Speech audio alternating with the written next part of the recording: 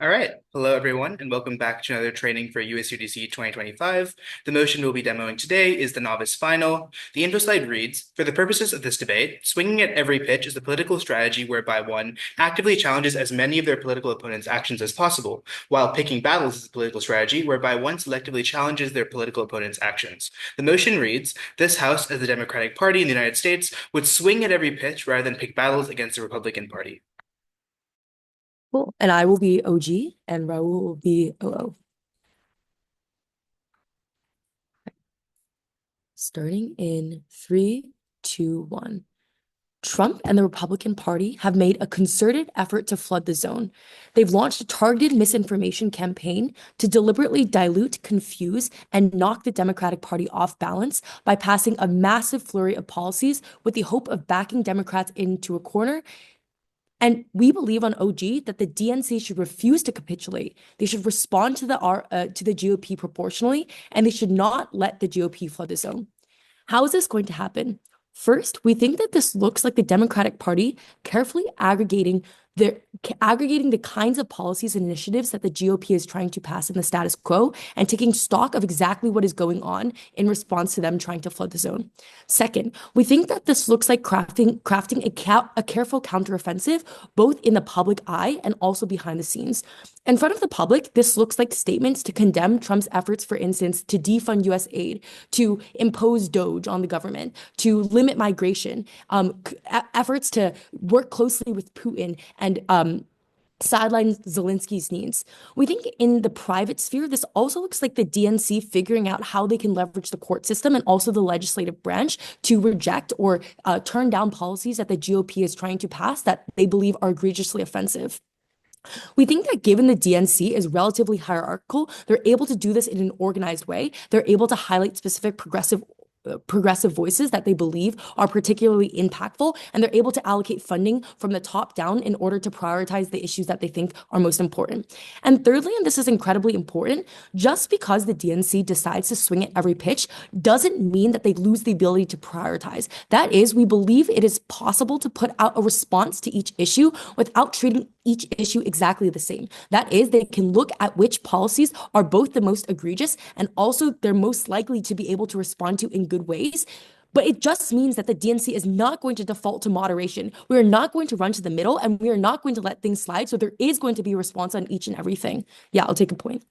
Who's the magical person in charge who decides what you focus on and to what extent you focus on it? I mean, it's obviously the leaders of the Democratic Party, right? It's like the speaker for the Democrats, pretty obvious. We think that on op, they either have to defend running towards the middle or taking a break, for instance, and trying to regroup and allow the Democratic Party to catch their breath in order to figure out what issues to prioritize. And we just think that this policy stance is exactly the opposite of what we need when the GOP is already capturing the mainstream media. They're already capturing the narrative that exists in the status quo. With that, our two arguments are that number one, this galvanizes support for the Democrats and allows them to recruit critical voters. And number two, that this hinders Republican efforts to try to systematically dismantle the political system. First, then, why are voters left out in the status quo and increasingly turning away from the Democratic Party? Three reasons.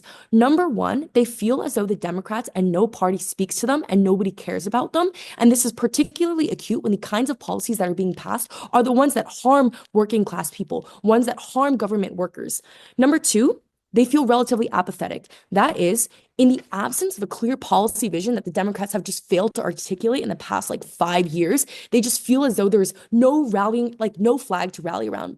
And thirdly, they feel slighted. That is, there's obviously narratives that the Democratic Party is moving away from working class voters, that they're becoming increasingly intellectualized, increasingly appealing to the elites. So second, why does this solve a lot of these issues? And why do we think that it is needed for the Democratic Party to swing at every pitch? The first really important thing is just that flooding the zone is very effective at overwhelming the kinds of information you're able to process. So we think that when you do not make a concerted effort to figure out what the fuck the GOP is even doing, it is very hard to be able to quantify the exact harms of each policy, very hard to be able to evaluate these things. So at the very least, it just gives you a better informational infrastructure to be able to work with in the first place. But secondarily, it allows you to better fight against their influence. That is, when you think about specifically how you want to address each policy and prioritize amongst policies, you are obviously able to allocate your monetary and like financial and time-based resources in better ways. But thirdly, we think that right now you're able to fight against the narrative that there is only one option. That is, a lot of voters believe that the entire political system, uh, like um the entire political system devolves into a single neoliberal consensus, when in reality there's obviously very big differences in the ways that Democrats and Republicans respond to issues. And obviously by swinging at every pitch, the Democrats are able to do things like, hey, we do not believe in defunding essential government departments, and this is what we would do in the counterfactual. We do not believe in, for instance, siding with Putin and calling Zelensky a dictator and ending aid to Ukraine. And you're able to articulate this on every single issue so that whatever one of those issues speaks to a voter, they have a clear alternative that they can turn to. And fourthly, it's obviously needed right now because there's a time frame issue. That is, if the Democrats lose control of the narrative right now, it is very hard for them to be able to regain this into the future. This looks like, for instance, news outlets overwhelmingly privying the kinds of narratives that the GOP puts out because the Democrats just do not have a strategy that they can highlight in the counterfactual. This looks like social media platforms, for instance, overwhelmingly swerving to right-wing politicians because the left wing just literally does not have a voice for you to be able to turn to. Why does their counterfactual fail then? Few reasons. Number one, you just simply do not know what you don't know. Number two, we think that if the Democrats choose to prioritize, there's the risk that they put all of their eggs in a singular basket. That is, the issue that they think is the most important just fails, or like the initiatives that they try to put out, their attempts to block these things in the courts just fail and they are seen overwhelmingly as a failure. Whereas on our side, we can obviously highlight the issues in which we are successful. And number three, we think that there also is just the risk of a lack of accountability. That is, when the Democrats do not clearly allocate why each issue should be responded to and who ought respond to these issues, it's very easy for them to sweep these kinds of things under the rug, particularly when things are quite bureaucratic and it's not clear who should be responsible for what. The second argument we're going to make is that you just do hinder the Republicans. And this occurs in two ways. Number one, I think you can just coordinate ways to block the Republicans. Like, yes, it is true that they largely dominate the House and the Senate, but I do think the Democrats are able to leverage the courts to respond to a lot of the policies that the Republicans are putting out. This looks like their attempts to end birthright citizenship. This looks like their attempts to, for instance, freeze federal grants. And I think that when the Democrats make a concerted effort to work with the courts to address each and every one of these issues, they're actually able to accomplish some modicum of legislative change rather than just prioritizing, for instance, the most important of these issues. And secondarily, I just do think that when they put things together like rapid task force, right, when they try to mitigate the damage of each of the Republican policies, this is very good for the people on the ground. And the response might be like, oh, you don't have enough political and financial capital to be able to do these things. But the clear counterfactual in their instance is just like, you don't even know how to allocate these things efficiently and you just dump money. And so we think that like time and money you save often can just make these things more efficient. Very proud.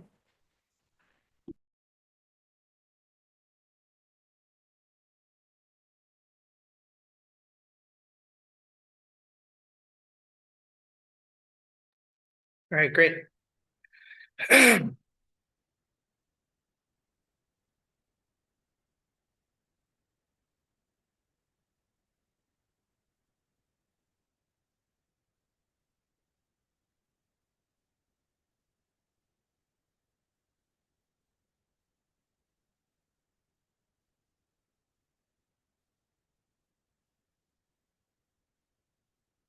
All right. Starting my speech in three, two, one. A lot of government misses the mark because I don't think they realize just how screwed the Democratic Party is right now. Donors are tapped out. Voters are tired and upset that they lost the last election. A lot of people have a lack of faith and a lack of ability to care too much about politics and to put too much of themselves into politics, which means the Democratic Party right now has a uniquely low amount of political capital and a uniquely low amount of people to ability to mobilize people. So any marginal impact that they create that upsets people, any pass or like any like pressure that they lose, anything that they oppose and get like lobbied down in the House or Senate are instances in which you lose even more support for the Democratic Party and seal the coffin. The first thing we get from government is that there's going to be some careful strategic happenings that go on. This seems really unreliable for a couple of reasons. One, it was precisely because of flood the zone. There are too many things happening all at once that you have to respond to. So there are no careful board meetings. There are no people sitting down and thinking and taking strategy meetings for hours at a time when Trump passes 5 executive orders a day. So obviously the nature of their own policy means you don't have time to stop and think. You have to tell each Democrat to act individually and respond to the issues that they care about. And that's that's when you lack the cohesive messaging because you never have time to get them into a room and say, hey, you're going to take issue A and you're going to take issue B and you're going to take issue C because there's far too many issues for you to deal with and too much info overload. But secondly, it's not like the Democratic Party is a monolith. People have different intuitions and different intentions about what kinds of policies matter, which means you get a ton of gridlock within the party on their side when you swing at every pitch because you don't have the time to allocate what's most important. And absent that time and absent those careful discussions, a lot of Democrats go rogue or at the very least push much more strongly in their block for things that they think matter. Note, all of Helen's mechanisms then on why you're able to be careful and strategic apply on our side too. Except on our side, you have the time to think these things through, which means that party leaders do have the capacity as they concede to make good decisions, do have the capacity to put forth careful policy, then obviously we prefer them to do them on the things that actually matter and give them the time to do so. Two arguments then for opening opposition. First, on why you weaken the Democratic Party, and secondly, on why you get worse political advocacy, flipping their impacts. I think swing at every pitch is deeply unstrategic and polarizing, both in terms of external support and internal unity. The first part of this argument is on why you alienate a huge amount of voters, which is going to flip most of open government. The first reason this happens is narrative pushback. The Republican Party already paints Democrats as oppositional or chaotic. They call out so when you call out every action, when you're increasingly erratic and reactionary, when you don't measure the kinds of words you say and just yell at Republicans in board meetings and across media, that's when the Republican Party gains access to this narrative. That's when they intensify the witch hunt deep state rhetoric that is so damaging to the Democratic Party in the first place. Because when they can show the Democratic Party just seems reactionary, just seems oppositional, isn't thinking things through or having a coherent message, that's when you actually alienate voters much more often. This is especially true because right-wing media has narrative control to spin this. They can hyperfixate on the instances where this policy fails, where you do fall on your face and they can say, this is what the Democratic Party looks like. This is the kinds of things these politicians are doing. We can't let them regain power. This is really important because it intensifies pushbacks and intensifies people opting out, especially moderates who already have a very low threshold to voting for either side anyway. So when you focus on a ton of issues, some of which might not actually be coherent, it might not be things that moderates like, obviously you upset them far more and you make them more susceptible to this narrative. But the second problem here is it ruins your ability to have a coherent message. When you focus on tons of different issues, you have to pivot constantly between each one, which means the Democratic Party can never explain the baselines it stands for or platform a few key issues that it needs wins on. This especially alienates moderates and swing voters because they will definitely be divided because they don't agree with every single thing the Democratic Party does, and they might like some of the things the Republican Party does. When you oppose every single issue, then you alienate these key voter bases who are the exact reason why you lost the election in the first place. So that's pretty bad for you. But secondly, this is even bad for your dedicated voters because they're the ones who feel not listened to, and the Democratic Party attacks tons of issues because there's a lack of cohesive messaging that they aren't able to latch onto, which is especially bad considering they've already lost the election and feel very, very upset. The common line is maybe 90% of Democrats have a few issues they all care about deeply, and then a few more sparse issues that they all might care about to some extent. On our side, you can focus on the ones they all care about deeply and consolidate your base. On their side, you splinter a base that's already quite weakened. I'll take the POI. If your entire argument is that both politicians and voters do not have consensus on the kinds of issues they care about, then how will you privy some interest over others at the expense of others and expect them to feel happy and not choose the flashiest issues? Right. It's the same way that you claim to do it, that party leaders at the end of the day know that even if not everyone's happy, they have to pick something and they have to have a coherent line and they want to win things. The problem is on your side, they say that and then have to talk about every issue anyway. So there's no way they can actually make those changes happen. But on our side, when you have the time to sit down and actually talk about it, that's when you're able to make these strategies and take this time in the first place. I want to note a quick point of weighing, right? This is like the harms that we post intensify every time you fail in a political push, every time you actually like get messed up or like fall on your face in front of the Republican Party. So a bunch of advocacy that isn't thought out, a bunch of advocacy with less money and resources behind it intensifies the failings because every time the Democratic Party swings at a pitch and misses, that's when more voters get upset. That's when more voters lose hope and feel the Democratic Party is running out of time. And that's why opening government fails. The second problem, though, is you likely splinter the party much more on your side because people have tons of different ideas within the parties themselves. They're not a monolith. Leaders have the time on our side to prioritize uniting them and caring about the most important issues. But on their side, because of how reactionary you have to be, you're unable to do so, and that's why their advocacy fails. The impacts of this argument are simple. You get worse election outcomes. You have less leverage in Congress when you talk about multiple things at once because you can't put together cohesive blocks. You have slackening confidence from your voters, which means less donors coming to you and caring about your party, less people putting forth effort for you. This intensifies our second argument. You get far weaker and worse political advocacy on our side. Your approaches just fail much more. You don't actually beat the policies you need to beat. Three reasons this happens. First, on resource drain. Just logistically, there are too many ad campaigns you have to run. There's not enough PR strategy you have, not enough lawmakers focus on one issue in the floors of Congress, which means you just don't have the time to overturn minds and actually talk about these issues in ways that matter. You're able to put less pressure on the places where you can actually win in the first place, and that's probably pretty bad. But secondly, this is bad because when your counter pushes fail, it intensifies the lack of support that you have. The investors who are already upset, the donors who already lost faith in the Democratic Party, pull out more and more funding over time as you miss swinging at pitches. So right now is a time when it's better to not swing at all, when the successes that you can generate on either side of the house are the ones that matter the most. But secondly, I think you have mixed messages and not enough social bandwidth and like media attention to push all of them. It's This is the flip side of the mechanism that Helen gives you. There are often contradicting and like really confusing messages you get when you talk about different issues at once. There's an info overload. This works for the Republicans because they have the executive power of the Senate and the House and the presidency. So they can pass things and wait for them to not get overturned. But it works against the Democratic Party when they have to do the same exact thing because no one's listening to them and no one can like inculcate the information they're giving them. But you need voter confidence and you need support in the House and you need a bunch of political pressure to overturn each and everything. So the very information mechanism that allows Republicans to work is the very reason why you fail on government side of the House. I think the counterfactual then is strategic picking and choosing, which gets you superior results because there are obviously one or two or three really bad policies Republicans push that have the most problems. For example, birthright citizenship. For example, how we're working with Russia and Ukraine. These are the issues that on our side you can focus and hone in on and win perceptual battles and the most important battles against because you can marshal all of your energy, all of your resources, all of your capital, and you can talk about the things that the vast majority of Americans actually agree with you on. In those instances, then, we think we win more of these political battles. We think we avoid the embarrassment that happens to the Democratic Party on OG. We think we secure longevity for the Democratic Party in the long run because we just do it better. Proud to oppose.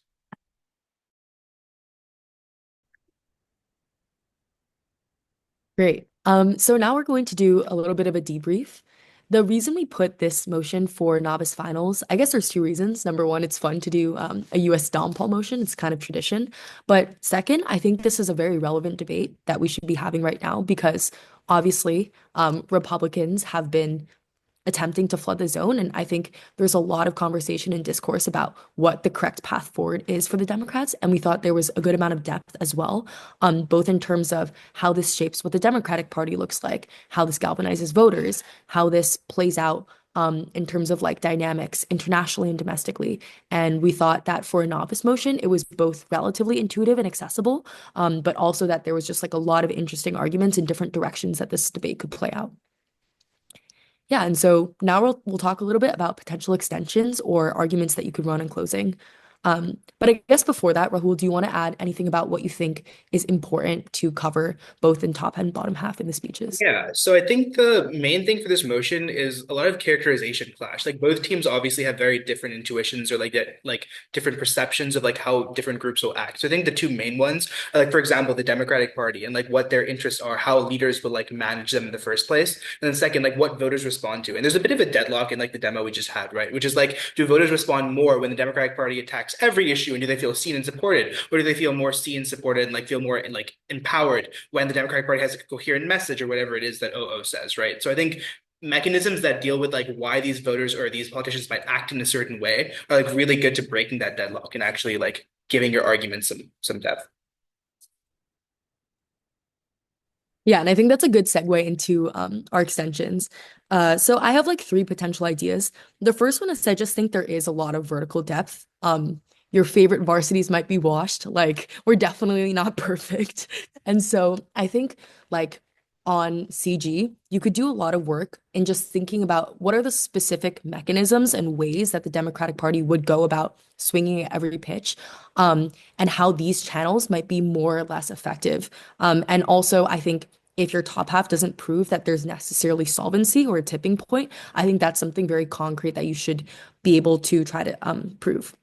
And I think this can look both like, you can talk about funding and how funding from your donors might change. You can talk about, whether it's like the courts or the legislative branch and exactly how you might go about doing that. I think there's just a lot of room for vertical elaboration.